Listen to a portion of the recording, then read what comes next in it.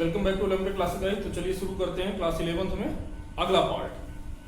ठीक है, अगला पार्ट क्या है, हमने पिछले लेक्चर में कहां तक देख लिया था। पिछले लेक्चर में हमने देखा था कि आपकी दूरी और विस्थापन देख लिया था कि दूरी किसे कहते हैं, विस्थापन किसे कहते हैं, क्या अंतर होता है दोनों में, वो सारी चीजें हमने डिटेल से देखा था। दूरी कैसी चीज है, दूरी कैसी चीज है आपकी, दूरी किस पर निर्भर करती है, पाथ पर। किस पर, पाथ पर, मतलब रास्ते पर निर्भर करती है कि आप किस रास्ते के थ्रू जाते हैं। लेकिन विस्थापन आपका किस पर निर्भर करता है, बिंदुओं पर, अंतिम बिंदु और प्रारंभिक बिंदु पर। कहां से वो चलना शुरू करता है, कहां से वो खत्म करता है, हमें इससे मतलब नहीं है कि वो किस रास्ते से गया। ठीक है, विस्थापन किसे कहते हैं, the shortest distance between two point, दो बिंदुओं के बीच की न्यूनतम दूरी क्या कहलाती है, विस्थापन कहलाती है। It is the vector quantity, कैसी है, सदिश राशि। मात्रक इसका भी क्या होता है, मीटर होता है। ठीक है, दूरी का क्या मात्रक था, मीटर। दूरी का मात्रक भी क्या था, मीटर था। दूरी कभी भी आपकी विस्थापन से छोटी नहीं हो सकती। दूरी या तो आपकी क्या होगी, विस्थापन से बड़ी होगी या बराबर होगी, यानी और विस्थापन से छोटी नहीं हो सकती। आपका दूरी कभी भी शून्य नहीं हो सकता, लेकिन विस्थापन आपका शून्य हो सकता है। विस्थापन आपका ऋणात्मक भी हो सकता है, लेकिन दूरी कभी भी ऋणात्मक नहीं हो सकती। अब हम बात करेंगे किसकी, आपकी मोशन ऑफ ऑब्जेक्ट। ठीक है, वस्तुओं की गति। तो लिखिएगा, हेडिंग डालिए, मोशन ऑफ ऑब्जेक्ट्स, वस्तुओं की गति।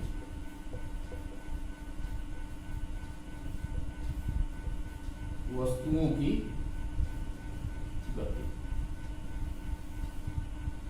तो इसमें लिखा, देखो ये क्या कहता है कि किसी निर्देश तंत्र के सापेक्ष यदि हम किसी वस्तु की स्थिति में परिवर्तन, समय के साथ यदि परिवर्तन होता है, किसी निर्देश तंत्र के सापेक्ष किसी वस्तु की स्थिति में समय के सापेक्ष यदि क्या होता है, परिवर्तन होता है, तो वह वस्तु किस पर कहलाएगी, गतिमान या गतिशील अवस्था में कहलाएगी। तो लिख लो, यदि किसी निर्देश तंत्र के सापेक्ष किसी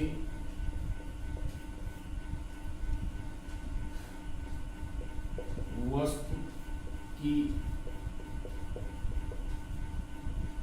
स्थिति में समय के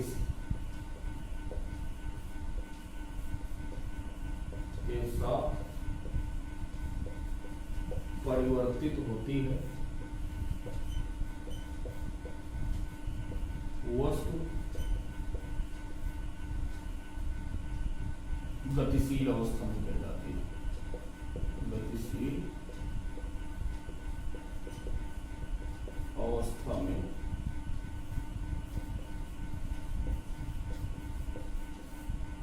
कहलाती है। ठीक है, किसमें कहलाती है, गतिशील अवस्था में कहलाती है।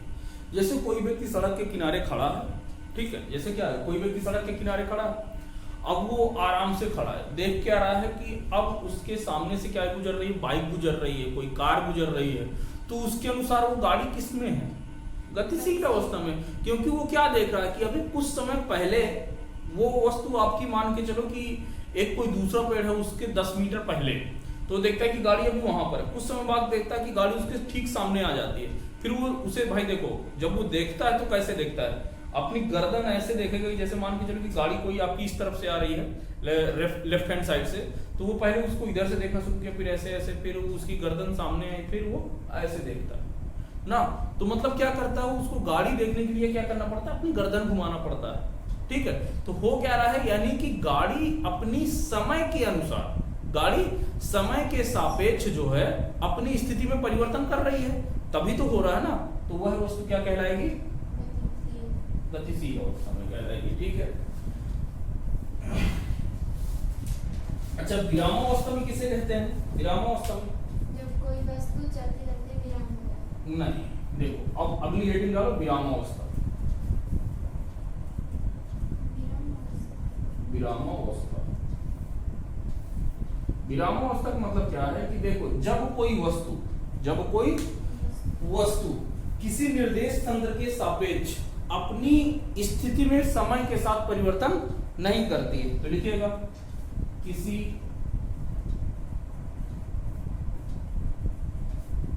निर्देश तंत्र में यदि कोई वस्तु समय के सापेक्ष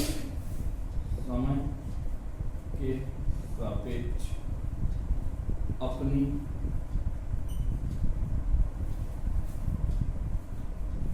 स्थिति में परिवर्तन नहीं करती है, वह वस्तु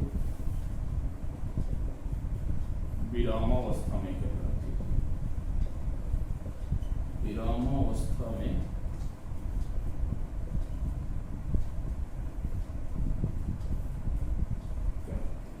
यानी कि कोई वस्तु हिल ही नहीं रही, यदि गाड़ी खड़ी है तो खड़ी ही है, ठीक है।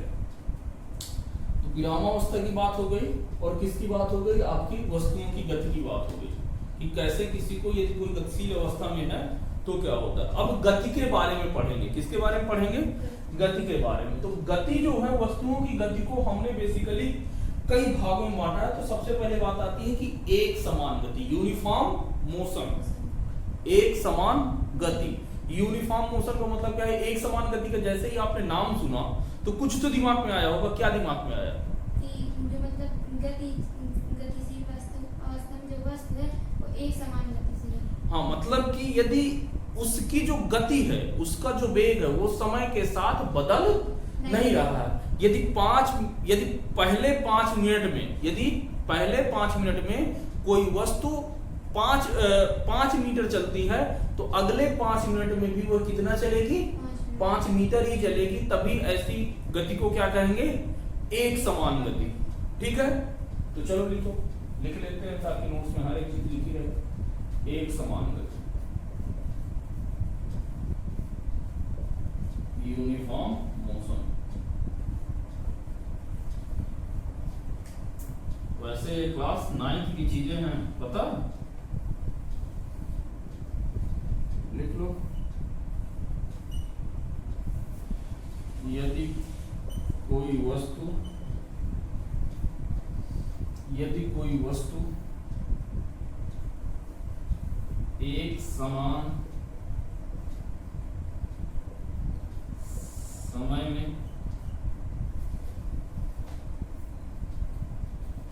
एक ही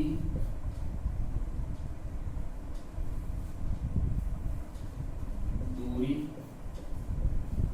तय करे तो ऐसी गति को एक समान गति कहते हैं।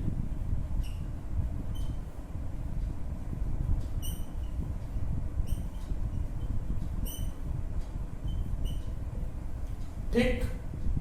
अब जैसे कि एग्जांपल देखो, क्या करता है, ये मान के चलो कि ये AB है, ठीक है।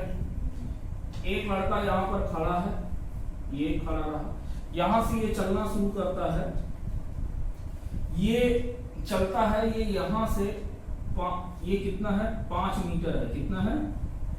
A से B तक की दूरी आपकी कितनी है? 5 मीटर, क्लियर है। ये 1 सेकंड में 1 मीटर चलता है। कितना चलता है?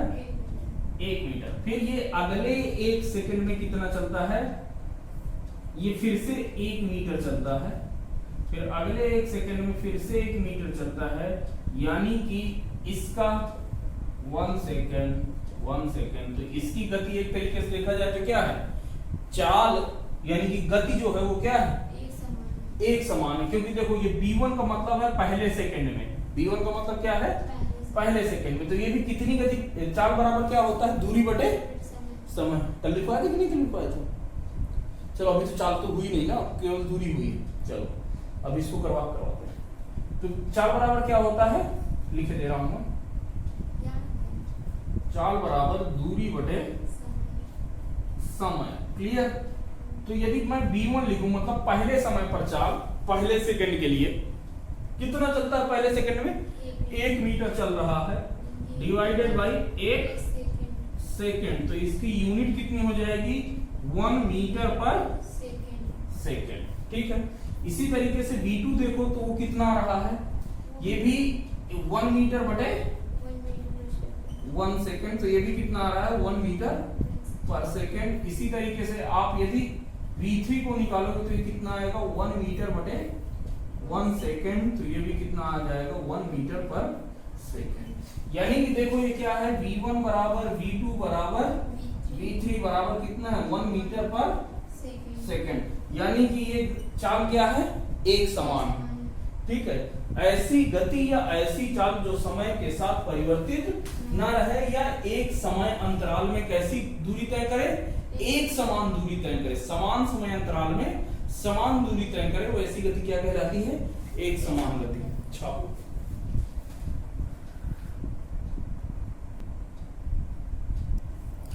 अब बात आती है अगली हेडिंग, असमान गति, non uniform motion. Non uniform motion, एक समान गति को क्या कहते हैं, यूनिफॉर्म मोशन, नॉन यूनिफॉर्म, असमान गति, असमान गति। तो लिखिएगा, यदि कोई वस्तु समान समय अंतराल में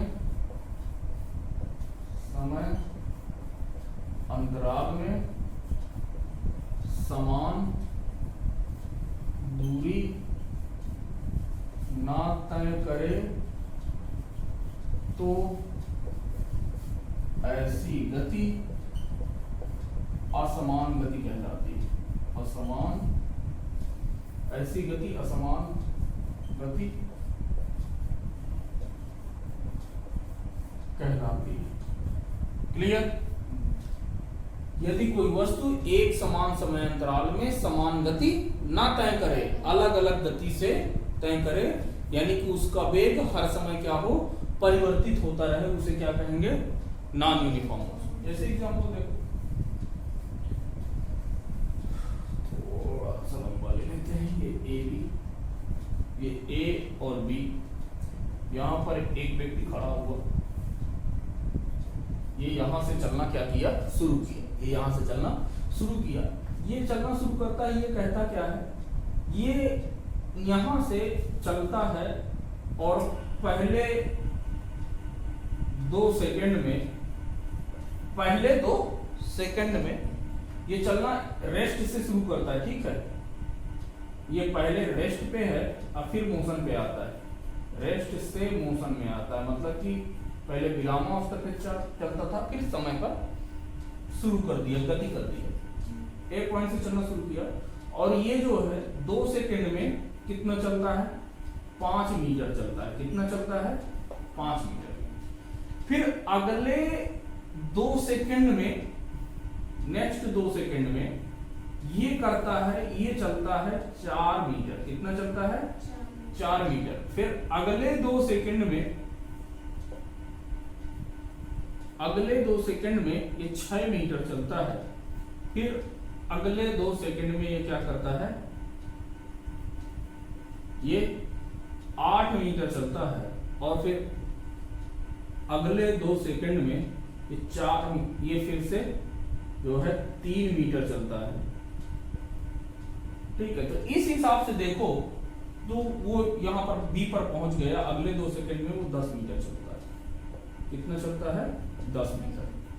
अब देखो यहां से देखो तो पहले 1 सेकंड में, मतलब यदि इसके लिए v1 लिखूं तो v1 बराबर क्या होता है, दूरी बटे समय, यानी दूरी कितना हो गया, 5/2 मीटर पर सेकंड, यानी कि ये कितना हो गया, v1 बराबर 2.5 मीटर पर सेकंड। ठीक है। इसी तरीके से जब आप v2 निकालोगे तो v2 कितना आ जाएगा 4 मीटर बटा 2 यानी v2 बराबर आ जाएगा 2 मीटर पर सेकेंड। इसी तरीके से यहां से देखोगे तो v3 बराबर कितना आ जाएगा 6/2 यानी कि v3 इक्वल टू आपका आ गया 3 मीटर पर सेकेंड। क्लियर।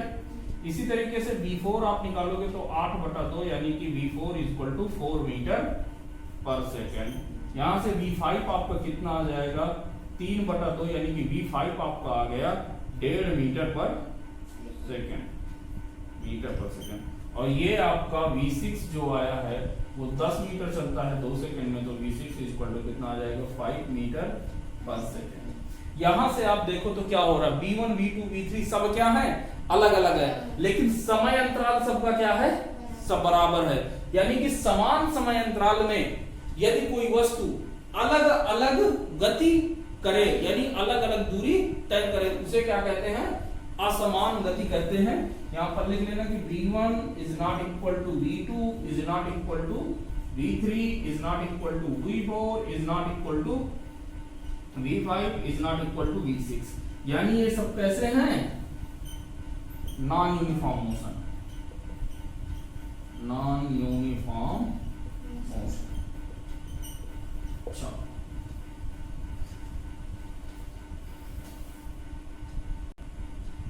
अगली हेडिंग लगाओ स्पीड, यानी कि देखो किसी गतिमान वस्तु की दूरी परिवर्तन की दर को, दूरी परिवर्तन की दर को उस वस्तु की चाल कहते हैं। किसे कहते हैं चाल? किसी गतिमान वस्तु की दूरी परिवर्तन की दर को, दूरी परिवर्तन की दर को मतलब भाई दूरी ही तो चेंज होगी ना आपकी समय के साथ, तो वही यानी कि चाल बराबर क्या हो गया दूरी बटे समय। क्लियर। चाल को हम बेसिकली किससे रिप्रेजेंट करते हैं कैपिटल एस से, ठीक है। दूरी को d से और ये time t, S equal to T. यहां से यदि मैं यूनिट की बात करूंगा तो क्या हो जाएगा यूनिट हो जाएगी इसकी क्या मीटर पर सेकेंड। डायमेंशन यानी कि बीमा क्या हो जाएगी इसकी बीमा हो जाएगी LT माइनस 1। भाई मीटर का क्या होता है L, तो कैपिटल M डिवाइडेड बाई समय T, तो T ऊपर जाएगा तो कितना हो जाएगा -1, तो कितनी हो गई LT माइनस। क्लियर। चाल कैसी है दूरी, क्या दूरी के लिए हमें पॉइंट की जरूरत होती है? नहीं, वो तो रास्ते पर निर्भर करती है कहां से आया कहां से गया, ठीक है। यानी कि हम यहां से वहां जाएं या वहां से यहां आए, क्या कुछ अंतर पड़ेगा दूरी पे? नहीं। यानी कि दूरी कैसी राशि है अदिश राशि है। क्या है तो लिख लो यह एक अदिश राशि। कैसी राशि है अदिश राशि है। यानी कि इस पर क्या रहता है यह अदिश राशि का क्या मतलब है कि इसके लिए हमें दिशा की आवश्यकता नहीं पड़ती है, इसके लिए परिमाण ही काफी है। जैसे एग्जांपल देखो, जैसे आपसे कोई पूछे कि आप यहाँ पर खड़े हो, ठीक है, पहले बात समझना। तो होता क्या है कि यदि आपसे कह दे कि मतलब आपसे कोई पूछे कि यार इधर से कोई व्यक्ति एक भाग के गया है, ठीक है, तो क्या आप उसकी चाल बता सकते हो? तो आपने कह दिया कि यार वो गया है 35 मीटर पर सेकंड की रफ्तार से। किधर से गया है 35 मीटर पर सेकंड की रफ्तार से। तो अब क्या वह व्यक्ति उस व्यक्ति को पकड़ पाएगा, उस चोर को? नहीं पकड़ पाएगा, क्योंकि आपने उसकी चाल तो बता दी, रफ्तार तो बता दी, लेकिन आपने दिशा नहीं बताया। तो जब हमें किसी से केवल उसकी चाल के बारे में पता चले, किसके बारे में? चाल के परिमाण के बारे में पता चले कि उसकी रफ्तार कितनी है, स्पीड कितनी है, केवल उसके बारे में पता चले, लेकिन हम उसके पास तक ना पहुंच पाए उसे क्या कहते हैं? चाल। स्पीड कहते हैं। बात समझ गए कि जब कोई हमें बताएगा, ठीक है, कि जैसे मैं यहाँ पर खड़ा हूं, आपने मेरे से पूछा कि यहाँ से सर एक आदमी गया है, तो मैंने कह दिया कि हाँ वो गया है। तो आपने पूछा कि वो कितनी रफ्तार से गया, तो मैंने कह दिया कि 35 मीटर पर सेकंड से या 30 मीटर पर सेकंड से, जो भी थी हमने बता दिया। तो अब आप क्या उसके पास तक आप नहीं पहुंच सकते हो।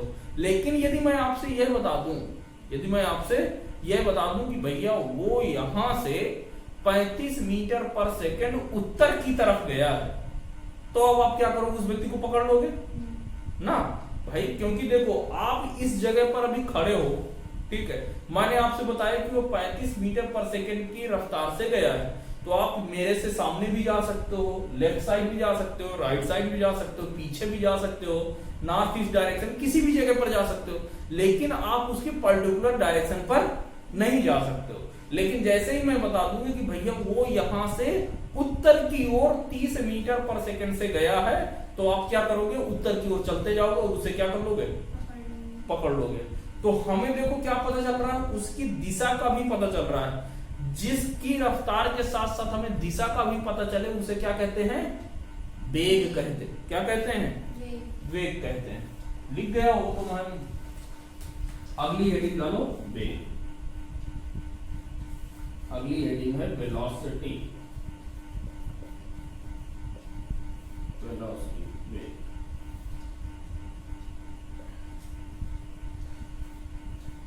इसमें लिखना विस्थापन परिवर्तन की दर को, विस्थापन परिवर्तन की दर को वेग कहते हैं। वेग कहते हैं। Rate of change of displacement with respect to time. अगला क्या है? यह सदिश राशि है। कैसी राशि है? सदिश राशि। अगला इसका मात्रक क्या है? इसका मात्रक मीटर पर सेकेंड। इसकी विमा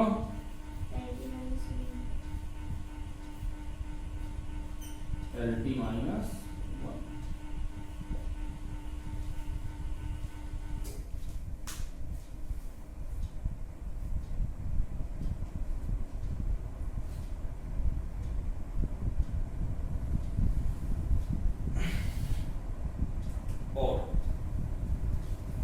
और बताएं, इसको किससे रिप्रेजेंट करते हैं? स्मॉल v से। किससे? v इक्वल टू, वेग बराबर क्या होता है? वेग बराबर होता है विस्थापन बटे समय। विस्थापन बटे समय, यानी कि ये भी किसमें होगा? विस्थापन एक तरीके से क्या है? दूरी है, यानी कि उसको किसमें मापना? मीटर में, और ये सेकंड में। ठीक है। वेग और चाल का परिमाण सदैव क्या रहता है? बराबर रहता है। तो नोट करके लिख लो,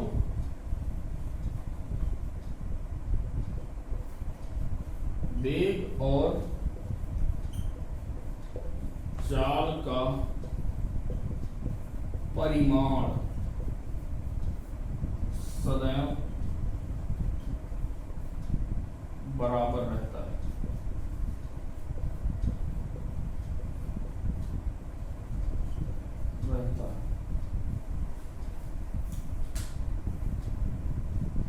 ठीक।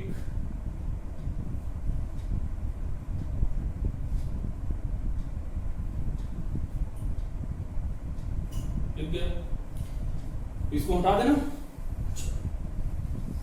अब आप त्वरण की बात कर लें। अभी त्वरण किसे कहते हैं? वेग परिवर्तन की दर को त्वरण कहते हैं। लिख लो त्वरण। अगली हेडिंग डालिएगा एक्सीलरेशन।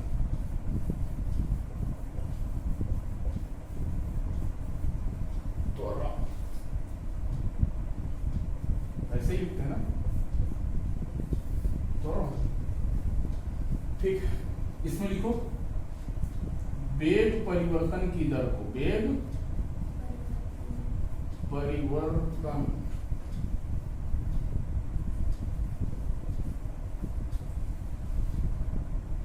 की दर को त्वरण कहते हैं। पढ़ा होगा, वेग परिवर्तन की दर को क्या कहते हैं? त्वरण कहते हैं। लिखो इसे स्मॉल ए से प्रदर्शित करते हैं। It is represented by small A. यह एक सदिश राशि है। कैसी राशि है? सदिश राशि है। इसका मात्रक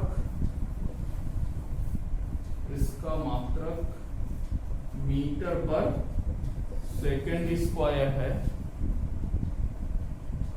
ठीक है, इसकी विमा क्या हो जाएगी? डेल टी माइनस 2।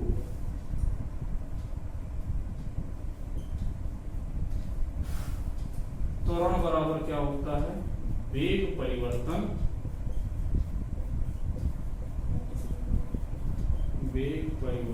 बटे समय। वेग परिवर्तन की जो यूनिट होती है, वेग किस में होता है? वेग तो आपका मीटर पर सेकंड में होता है, तो ये कितने में हो जाएगा? मीटर पर सेकंड में बटे समय की यूनिट सेकंड, तो इस वजह से क्या हो गया? मीटर पर सेकंड। ठीक है,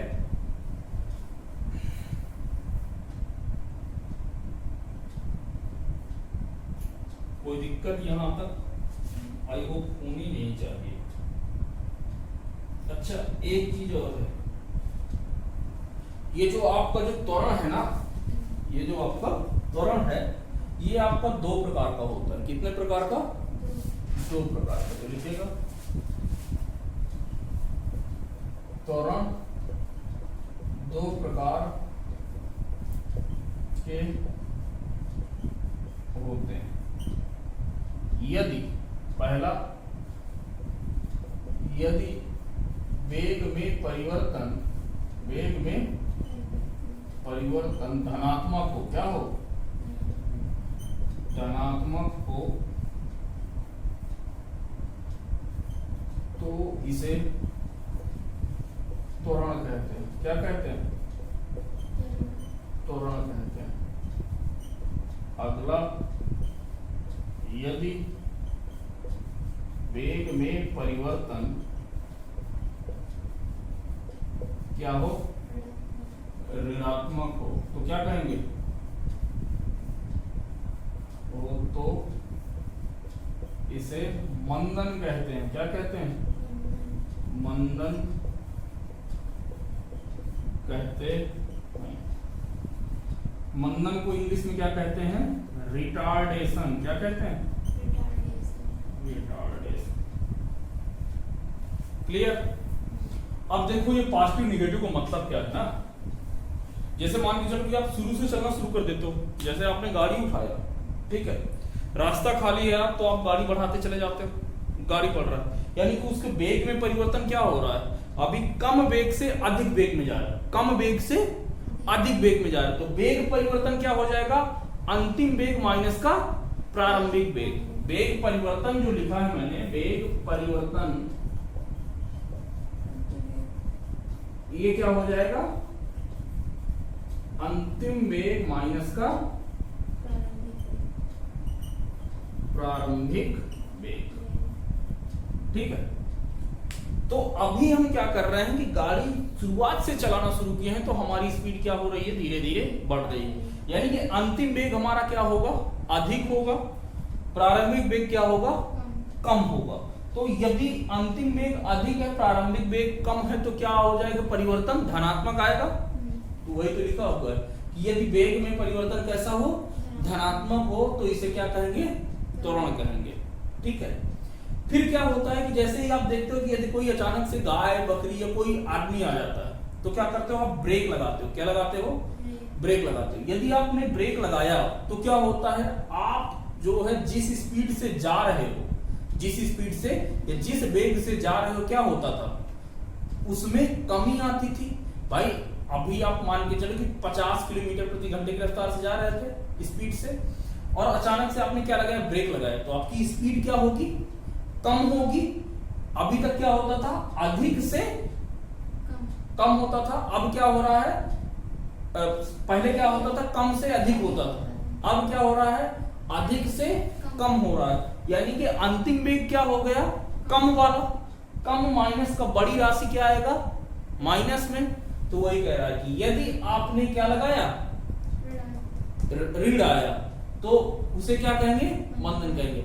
सिंपल सी बात ध्यान रखना है, यदि आप ब्रेक लगाते हो, क्या लगाते हो, ब्रेक लगाते हो, तो वहां पर क्या, कौन सा पिक्चर पे आएगा, रिटार्डेशन आएगा। क्या आएगा, रिटार्डेशन। यदि आपने ब्रेक अप्लाई किया, यानी कि यदि आपसे कोई कह दे कि आपने क्या लगाया है, ब्रेक लगाया, तो यानी कि उस जगह पर आपको त्वरण को क्या लिखना है, ऋणात्मक लिखना है। क्या लिखना है, ऋणात्मक लिखना है। यदि वो कह दे कि कोई बात नहीं, वो आप किसी से भी जा रहे हो, तो क्या लिखना है, उसे धनात्मक लिखना है। ठीक है, बस ये सिर्फ साइन का अंतर होता है कि त्वरण ऋणात्मक है, यानी कि इसका क्या मतलब है, वेग क्या हो रहा है, घट रहा है।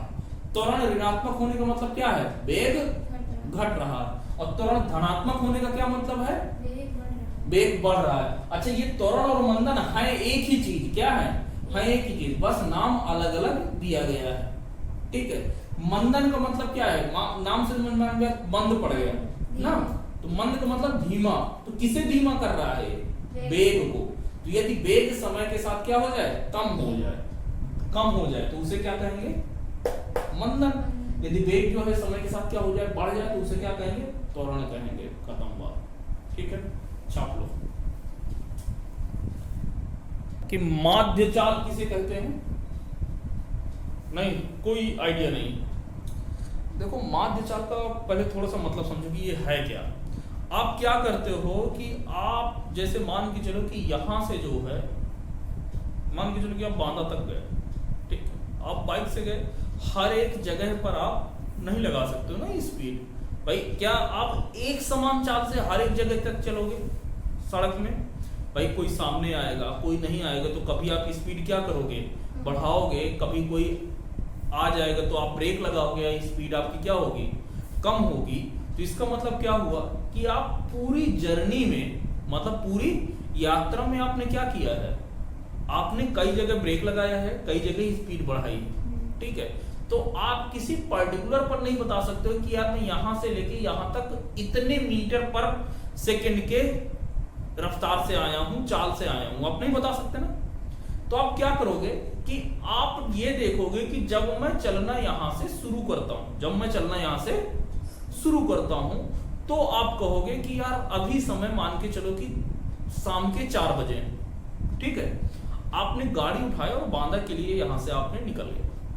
आप चलते चलते आपको लगा, मान के चलो कि 2 घंटे का समय लग गया, 6 बजे आप बांदा पहुंच गए। ठीक है, बांदा यहां से अप्रोक्सीमेटली 70 किलोमीटर, कितना है, 70 किलोमीटर। तो अब आपसे पूछा जाए कि भैया आप किस वेग से आए हो, ठीक है, तो आप क्या कहोगे कि यार भैया मैं 2 घंटे में आ गया हूं, यही तो बोलोगे ना कि मैं 2 घंटे में आ गया हूं।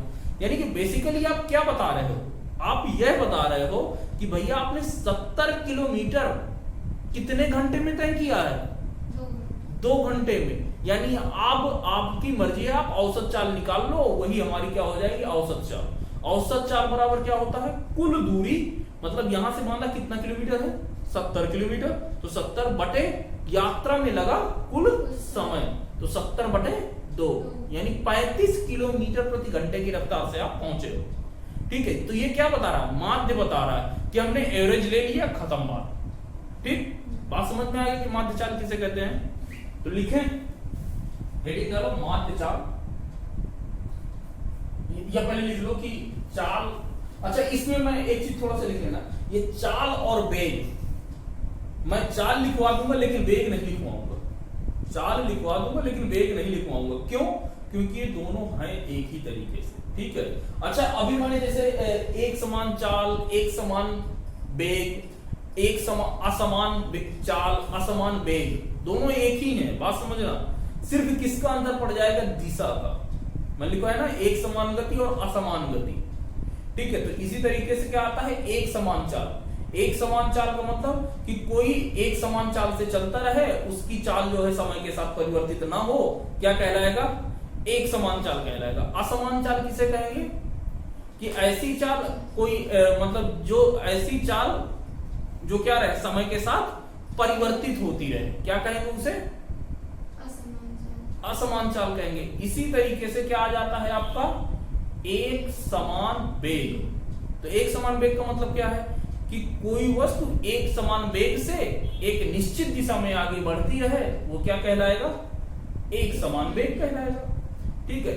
यदि उसका वेग समय के साथ परिवर्तित हो तो उसे क्या कहेंगे, असमान वेग कहेंगे।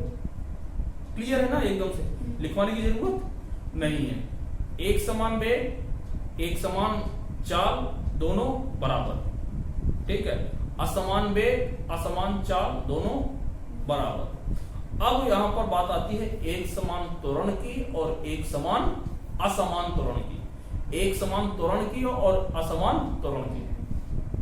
तो एक समान त्वरण का मतलब क्या है, कि कोई एक ऐसी वस्तु जिसका त्वरण समय के साथ परिवर्तित ना हो।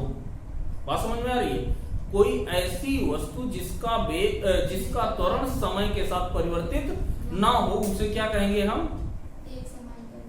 एक समान त्वरण कहेंगे।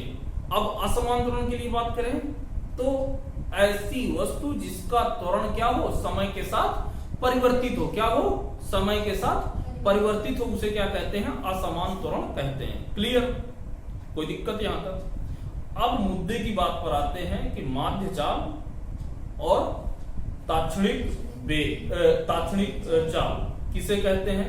अच्छा, वेग और उसमें त्वरण में कोई ज्यादा अंतर नहीं है।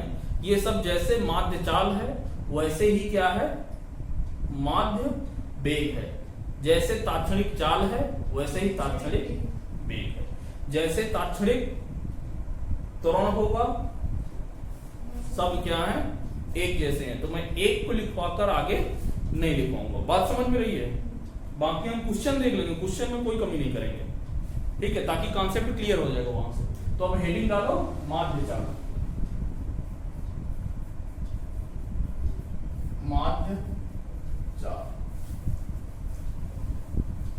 एवरेज स्पीड, क्या लिखोगे, किसी गतिमान वस्तु द्वारा, लिखो, किसी गतिमान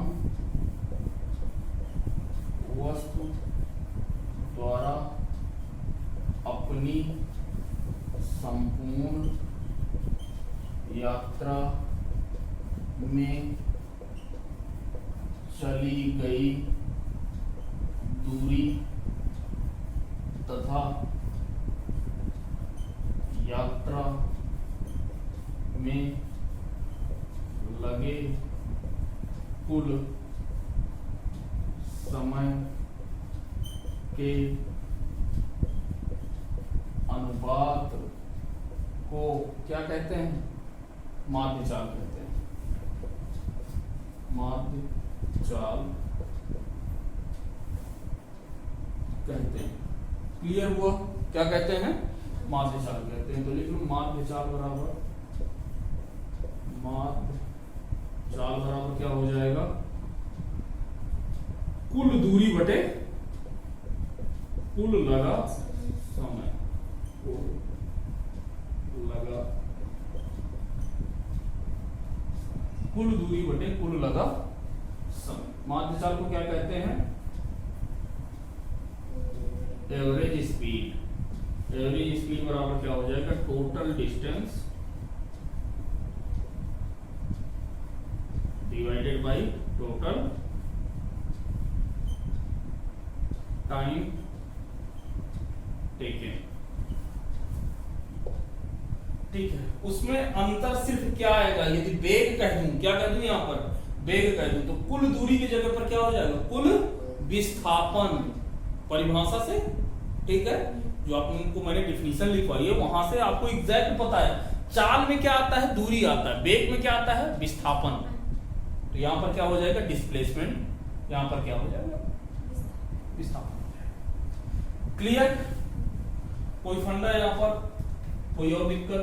चलो अब अगला है तात्क्षणिक चाल। हटा दो इसे, नोट कर लो, छाप लो, पॉज करके। जिसने नहीं लिखा है पॉज करके छाप लेगा। अब क्या है? तात्क्षणिक चाल। हेडिंग डालो, तात्क्षणिक चाल।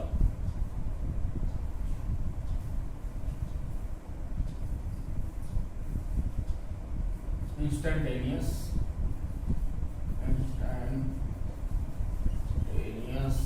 स्पीड, तात्क्षणिक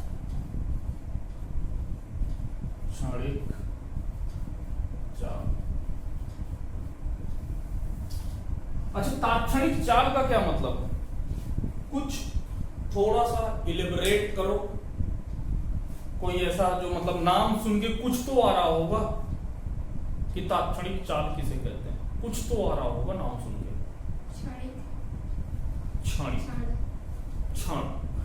तो देखो इससे क्या पता चला? इंस्टेंट ना, इंग्लिश में यदि देखें तो बेसिकली क्या लिखा हुआ है? इंस्टेंट। इंस्टेंट का मतलब क्षण में।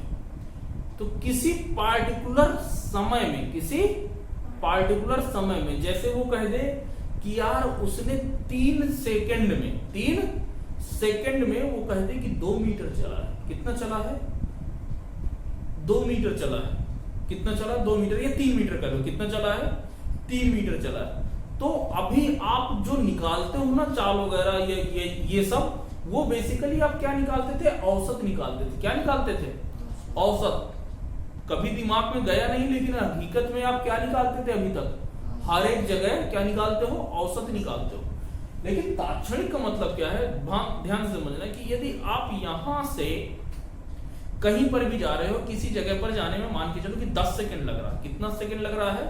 10 सेकंड। तो सिंपल सी बात है, जाहिर सी बात है कि आपकी पहली सेकंड में कुछ चाल रही होगी, दूसरी सेकंड में कुछ चाल रही होगी, और तीसरे सेकंड में इसी तरीके से हर एक सेकंड में कुछ चाल रही होगी। ये आप मान रहे हो?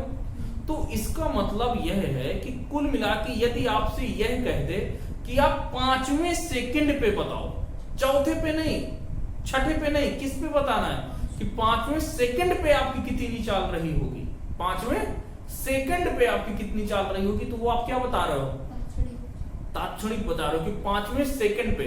देखना, बात समझना, 5 सेकंड में और 5वें सेकंड में बहुत बड़ा अंतर है। 5 सेकंड का मतलब क्या हुआ?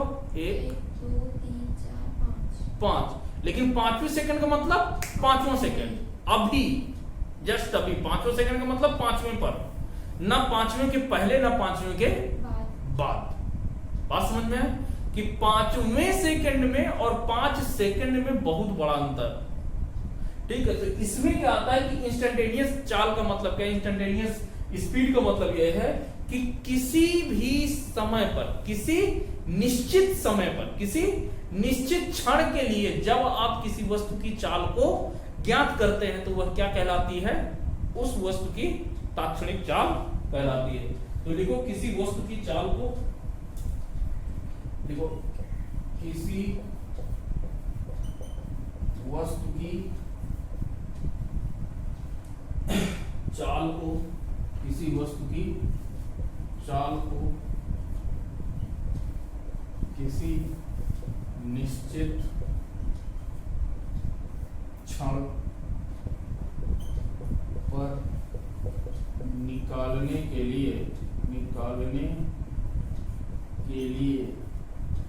हम औसत चाल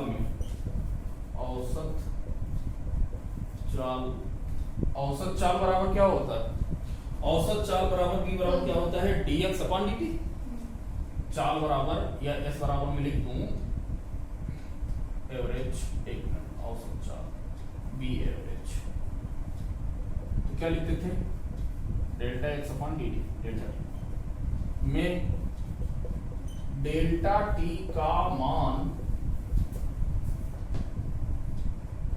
इतना कम होना चाहिए कि delta T tends to zero, delta T tends to zero. इसका मतलब क्या है? Delta T tends to zero का मतलब कि वह शून्य नहीं है लेकिन शून्य की ओर अग्रसर है। चाहिए कि हो जाए, हो जाए। क्लियर है?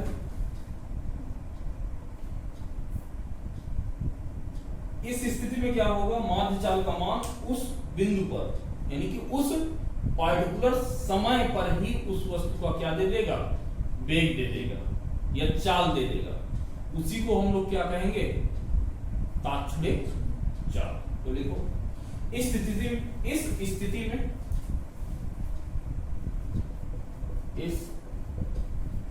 स्थिति में माध्य चाल का मान उस वस्तु का वास्तविक मान देगा। इसे ही हम तात्क्षणिक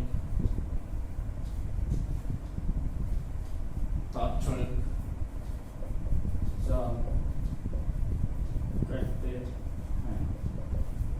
इसे v इंस्टेंट से प्रदर्शित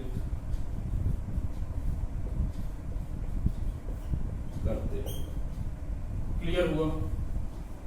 इसे v इंस्टेंट से प्रदर्शित करते हैं। क्लियर? यानी कि v इंस्टेंट बराबर लिखूं तो v इंस्टेंटेनियस स्पीड बराबर क्या हो जाएगा? Limit delta x tends to ये t, delta t tends to 0 delta x upon. Clear है? अभी मैंने आपको उस दिन बताया था एक लेक्चर पहले जब मैथमेटिकल टूल बता रहा था कि जब ये दूरी क्या हो जाए? बहुत छोटी हो जाए तो इसकी जगह पर क्या लिख देते थे? dt लिखते थे, dt। और यहां पर क्या हो जाएगा? Delta dx। यानी v इंस्टेंटेनियस बराबर क्या हो जाएगा?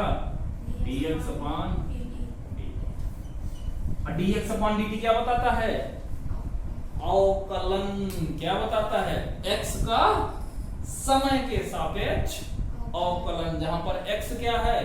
विस्थापन है या दूरी है, जो भी कहो। x क्या है?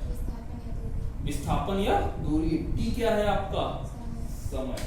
क्लियर हुआ? ठीक है, तो लिख लो या लिख लो इसे x का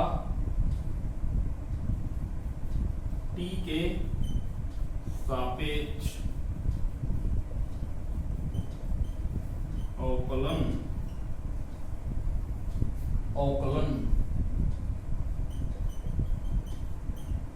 वस्तु का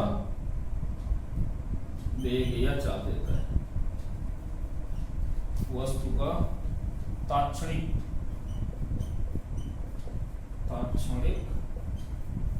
वेग या चाल देता है। तात्क्षणिक चाल देता है। ठीक है ना?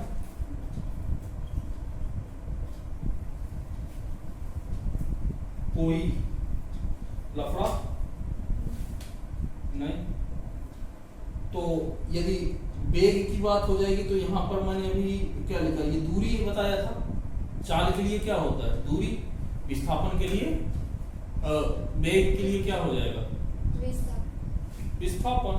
खत्म बात। बाकी सब चीजें उसी तरीके से हैं। ठीक है, जहां पर मैंने चाल लिखा है वहां पर क्या हो जाएगा? वेग। बस, और कहीं कोई अंतर नहीं होगा। ठीक है, तो आज के लेक्चर को यहीं पर कंप्लीट करते हैं। मिलते हैं